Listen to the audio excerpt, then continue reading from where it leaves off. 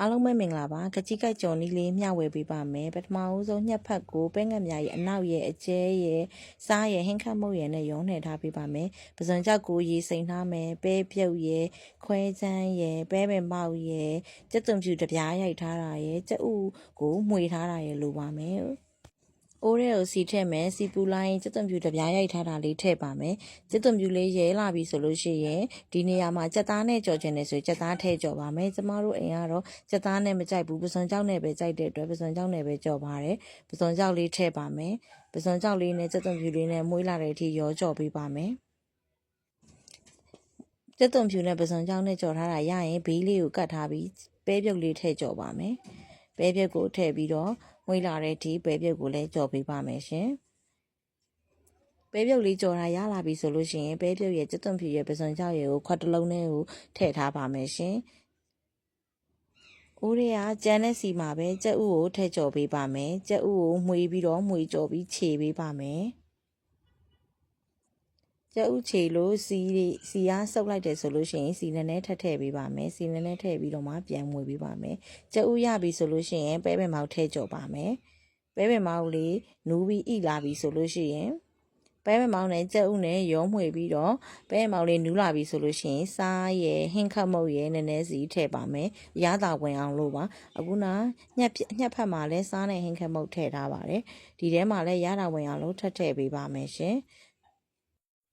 ပဲပင်မောက်နဲ့ကြက်ဥနဲ့ရောကြော်တာရပြီဆိုရင်ခုနဖယ်ထားတဲ့ပဲပြုတ်ရယ်ပစွန်ကြောက်ရယ်ကြက်သွန်ဖြူရယ်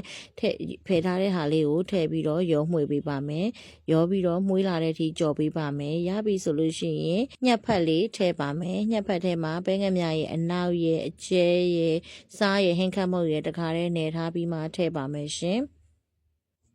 ထည့်ပြီးလို့ရှိရင်ဇွန်းကိုနှစ်ချောင်းသုံးပြီးတော့အသားအရာလေးမှွေပါမယ်မညှက်ဖက်တွေကြေသွားမှာဆိုလို့ပါဇွန်းနှစ်ချောင်းသုံးခြင်းအပြင်ညှက်ဖက်ကတိတ်ပြီးတော့မကြေတော့ပါဘူးကြော်နေရင်းနဲ့မှညှက်ဖက်ကအယောင်လေးနည်းနည်းဖြော့သွားလို့ပဲငတ်မြားရေးအနောက်နဲ့အကျဲနဲ့ကိုနည်းနည်းစီထပ်ထည့်ပါမယ် ABC ပဲငတ်မြားရေးအဖြစ်ကိုသုံးပါတယ်ဒါကတော့ရွှေပြားပဲငတ်မြားရေးအကျဲပါအဲ့နှမျိုးလုံးထပ်ထည့်နည်းနည်းစီထပ်ထည့်ပေးပါမယ်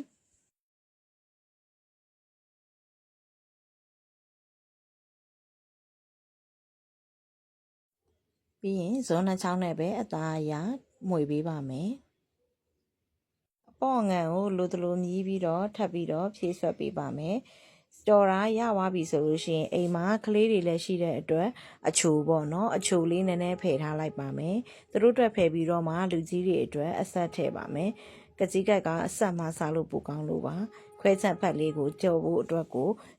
ကြော်ထားတဲ့ဟာလေးကိုဘေးဖယ်ပြီးစီအနှဲငယ်ထည့်ပြီးခွဲချက်ဖက်လေးထည့်ပါမယ်စီထဲမှာခွဲချက်ဖက်လေးကိုမှွေးလာအောင်အရင်ကြက်သွားအောင်ကြော်ပြီးတော့မှကကြီးကိုင်းနဲ့ရောပြီးတော့ဖွေလိုက်လို့ရှိလို့ရှိရင်အဆက်ကြော်လေးရပါပြီပုံမှန်ကလေးတွေမရှိဘူးဆိုလို့ရှိရင်အစောကြီးတွေကအဆက်ကိုထည့်လိုက်လို့ရပါတယ်ကျမတို့ကတော့အိမ်မှာကလေးတွေရှိလို့သူတို့အတွက်အရင်ဖယ်ပြီးမှကိုရီအတွက်အဆက်ကြော်ပါတယ်ရှင်ဒါကတော့အိမ်မှာအလွယ်ကြော်စားတဲ့နည်းလေးပါပေါ့နော်တကယ်အစ်စ်ကကြတော့ဖအုံးရီတွေပါတွေထည့်ရပါတယ်ကျမတို့ကတော့ဒါတွေမရှိတဲ့အတွက်အိမ်မှာညှက်ဖက်လေးကိုအလွယ်ကြော်စားတဲ့နည်းလေးပါရှင်အားလုံးလိုက်လို့စားကြည့်နော်အရန်ကောင်းပါတယ်